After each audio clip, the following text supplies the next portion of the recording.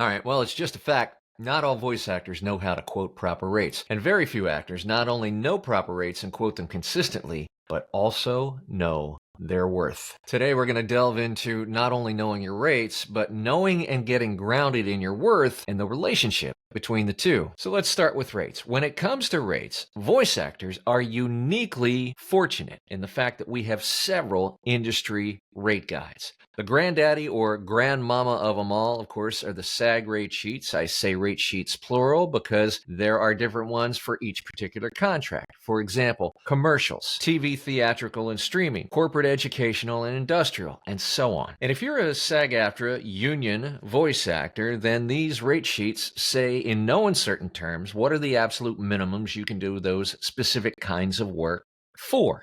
That's what we call scale. The rates are protected and enforced by SAG-AFTRA, by the union, for all work done with any union signatory by any union voice actor. But if you're not a full member of the union, you're then eligible to do non-union work. But that work is not protected nor enforced by SAG-AFTRA, and union rates do not apply. So how do you know what proper professional rates are for non-union voice actors? Answer: thank God for the GVAA Rate Guide. The GVAA Rate Guide is published by the Global Voice Acting Academy. And if you're not familiar with the GVAA Rate Guide and you're a non-union voice actor, I put the link to the GVAA Rate Guide in the description and show notes for every episode we do. Now, the major difference here is that the GVAA has no jurisdiction or purview over enforcing or protecting those rates. So every voice actor is on their own as to what they can negotiate. And therein lies the sticky wicket.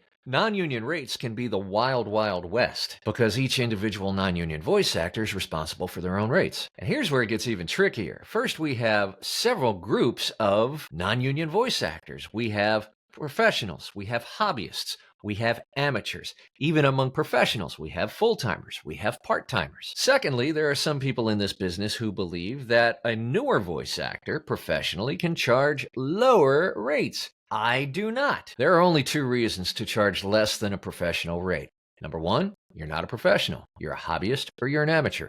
Or number two, you're not well trained enough artistically and technically to provide a professional product. If you call yourself a professional and you're asking other businesses for a professional relationship and you're asking them for money, then you are responsible for providing a professional product because that's the baseline assumption and requirement that the client will have. If you can't provide that, you're not a pro, period, which is fine. If you're an amateur or you're a hobbyist, don't call yourself a pro. Don't present yourself as one to businesses. Be transparent with them so that you can set proper expectations about where you are on your journey, what the final product might sound like, and you can negotiate your rates from there so that everybody has all the information they need to make a good decision. Or if you're an amateur, it's okay to do work for free. If you're just sticking your toe in the water, heck, you might not even have decided whether you ever want to go pro one day,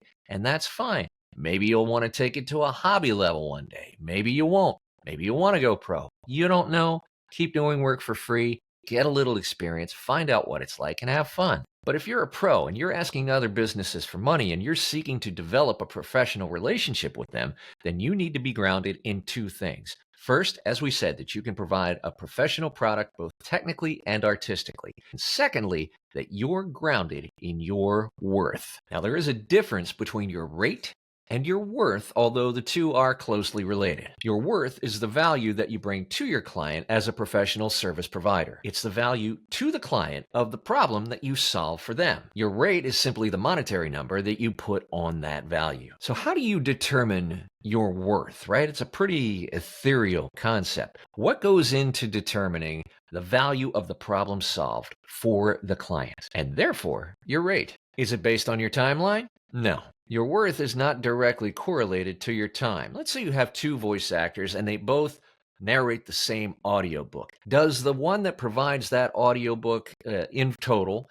in 30 hours provide less value than the one that does it in 40 hours? No. The value to the client of the problem solved doesn't change significantly whether the work is done in 30 hours or 40 hours. That's why audiobooks are charged per finished hour and not for the hours that it takes to produce that finished hour of narration. Much the same for a commercial voice actor. Does the actor that can do the spot in 15 to 20 minutes provide less value than the one that takes 40 to 50 minutes? No, in fact, just the opposite is true. The 15-minute actor provides more value because the client not only gets time, but money back in their pocket based on that time, and that provides value and the client knows it. That's why any hourly rate for voiceover does not benefit experienced, proficient voice actors because you actually get penalized for your proficiency. You're providing more value by doing it in less time. Your worth is not related to your time. Is it based on the cost of goods? Nope. Your worth is not related to your cost of goods. There is really no cost of goods in voiceover because the deliverable that you send to your client is a digital file, and digital files cost technically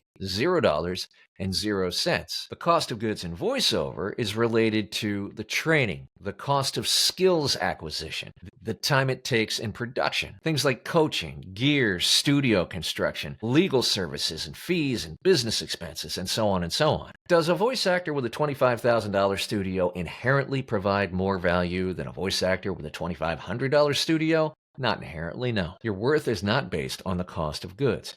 Is it based on your experience? No, not directly. One of the great things about voiceover, and J. Michael Collins just made this point in the last week on social media, is that a well-trained, inexperienced voice actor can beat out an experienced 6 or 7-figure pro on any given job by merit.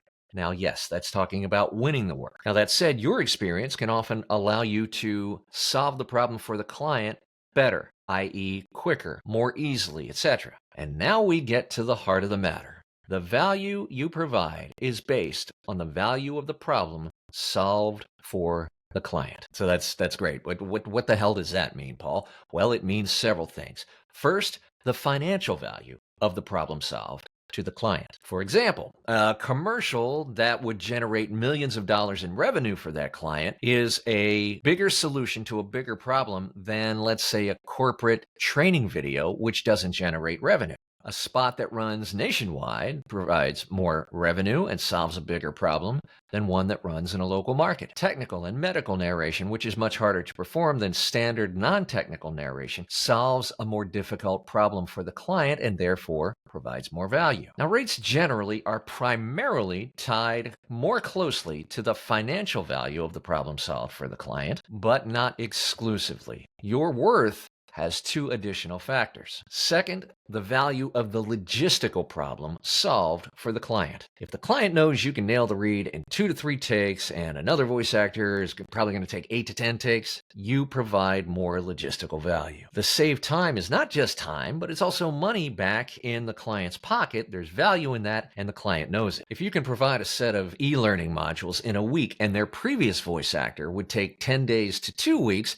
you're providing more logistical value for the client. If your communications are clear and you're easy to work with, you're providing more logistical value. And this is where experience generally comes into play, because you've had longer in the business to be able to develop the skills of providing that logistical value. You get better at your craft. You communicate better. You learn to be low friction and provide a better, smoother, more joyful experience for the client. So yes, experience counts, and it does often mean you can provide more logistical value to them. And third, the emotional value of the problem solved for the client.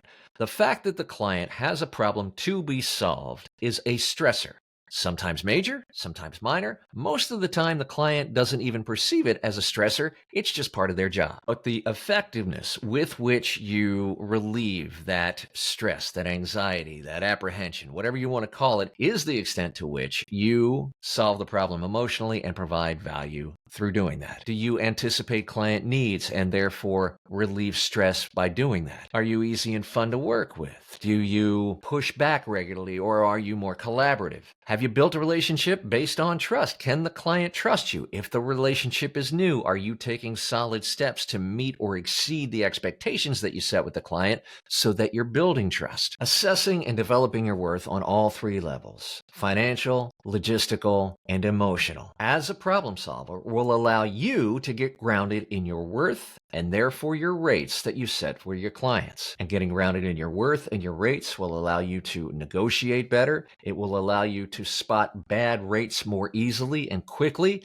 It will allow you to solidify what you look for in a good client, in a good partner. And all of that will help you boost confidence in your business, and that in turn will inevitably boost your confidence in the booth. Go to VO Pro right now to join the VO Pro community, to learn more about the VO Freedom Master Plan, or to subscribe to my weekly Move, Touch, Inspire newsletter that comes out every Thursday for voice actors just like you.